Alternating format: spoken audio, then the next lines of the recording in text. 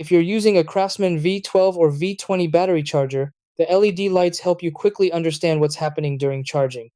A blinking green light means the battery is actively charging, which is completely normal after inserting a low battery. When the light turns solid green, the battery is fully charged and ready to use. A red light usually indicates a problem, such as the battery being too hot or too cold, or possibly a faulty battery.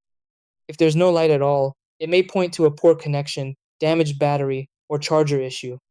If the charger doesn't seem to work, first confirm it's plugged into a working outlet and check both the charger and battery for visible damage. Make sure the battery is properly aligned and fully clicked into place. Dirty or corroded terminals can also stop charging, so gently clean them with a dry cloth or contact cleaner. If temperature is the issue, allow the battery to return to room temperature before charging again. Regular cleaning and storing the charger in a cool, dry area helps prevent most problems, and if issues continue, contacting Craftsman warranty support is the best option.